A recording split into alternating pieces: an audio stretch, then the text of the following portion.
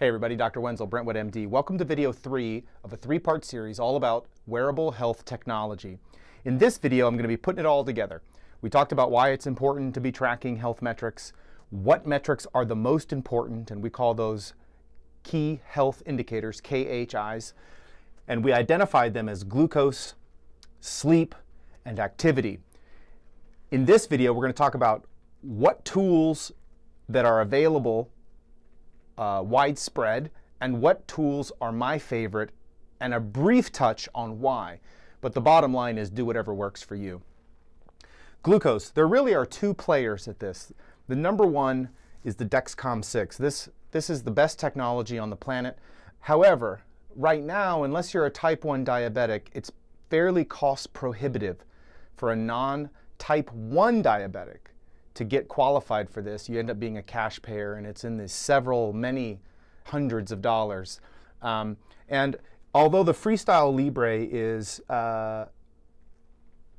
somewhat less precise and accurate, for me personally, it's far more reliable from a cost stick-to-itiveness. I think that it's much more reasonably priced at around $100 a month for sensors. Far worth that investment.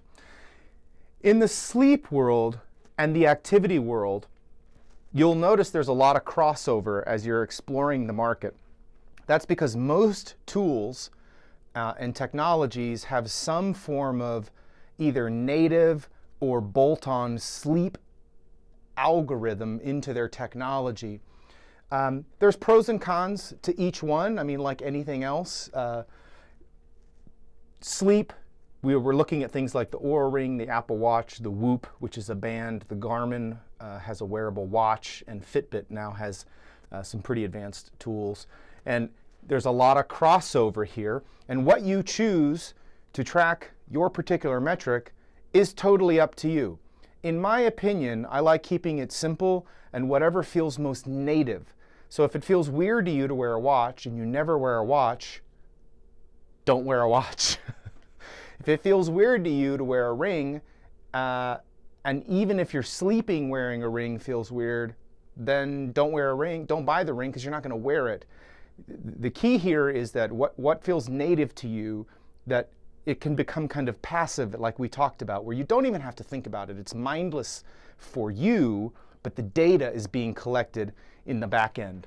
And so my picks for these are the Freestyle Libre. I use it personal for a glucose monitor, especially as I'm doing self-experimentation around diet, training, sleep. I'm very, very fascinated. I don't just talk about this stuff. I'm actively doing it for myself, and I prefer the Freestyle Libre. I think it's very reasonably priced and not out of the budget for most people who are really wanting to be proactive with tracking their glucose. I use the Oura Ring. This is an Oura Ring. You can wear it on any finger. I like wearing it on the middle finger. I don't normally wear it during the day because I don't use it as a fitness tracker, but I'm wearing it today for purposes of this video. I slip it on before I go to bed. It's good for 5 days, and I don't feel it. It's a very light composite. I don't know what exactly it's made of, but it's got multiple sensors on here.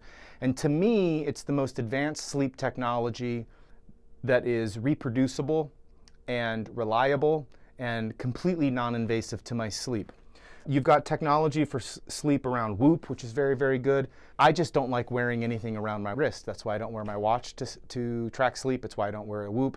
I don't wear a Fitbit. I don't like wearing fitness trackers that are bands that are not a watch. And furthermore, practically, wearing a watch is really, really useful because of my other Apple products. And so practicality trumps my activity.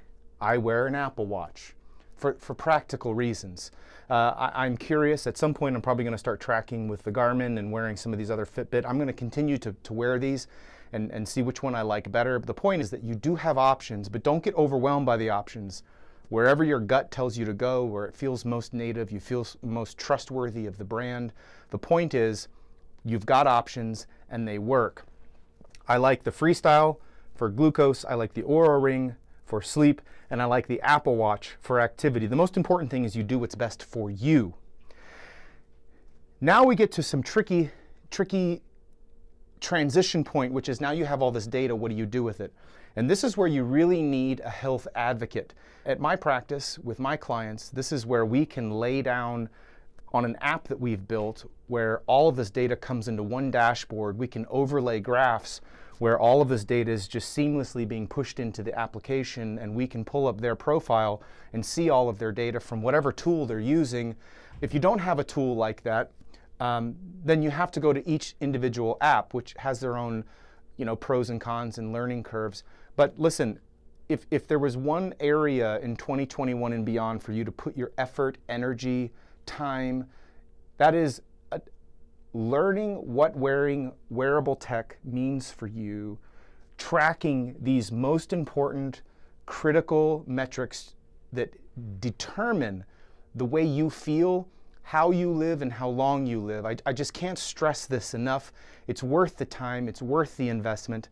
I really hope you found this series enjoyable. I'm certainly going to be doing more content in the future, especially as we have an app where we're going to be tracking all of this and coming up with some amazing insights into the impact that these are having with each other in a non-linear fashion. And I can't wait to share that with you. I hope everything is going well in your world. And until we meet again, take care, guys. Bye.